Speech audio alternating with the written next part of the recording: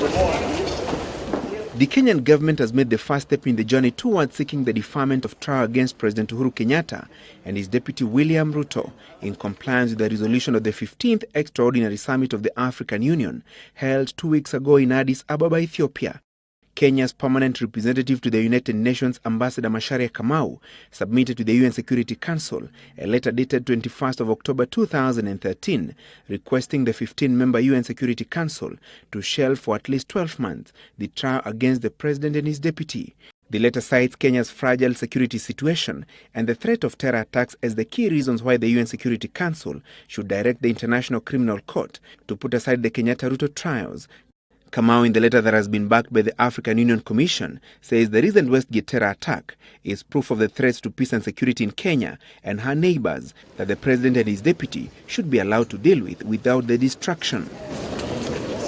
In the letter, Kamau says that the one-year deferral that the government is seeking will provide an opportunity for consultation between the ICC and the Assembly of State Parties to the Rome Statute to consider how best to respond to the threat to international peace and security in the context of the two Kenyan cases. The African Union Commission, in its letter to the UN Security Council, wants the deferment request to be considered by the 10th of November, just 2 days before President Kenyatta's trial kicks off.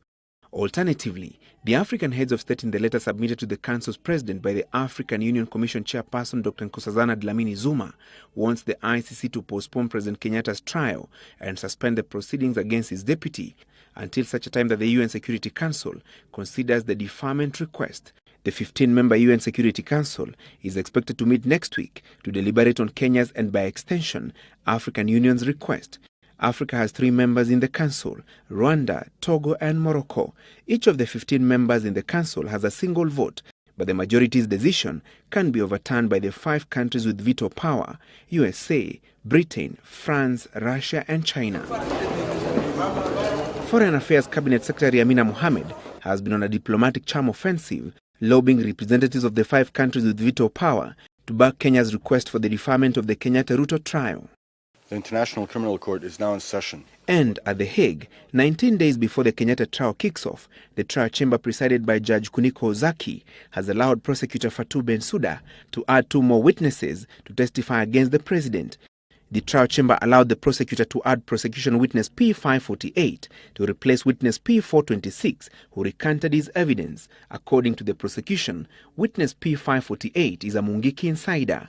Bensouda was also allowed to add prosecution witness P66, a victim of sexual violence, in her lineup. However, the trial chamber directed her to disclose the identity and details of the 2 witnesses to the president's defense team. The trial chamber also directed that the 2 new witnesses be among the last to testify to enable the Kenyatta defense team prepare. Francis Gachuri, Citizen Live at 9.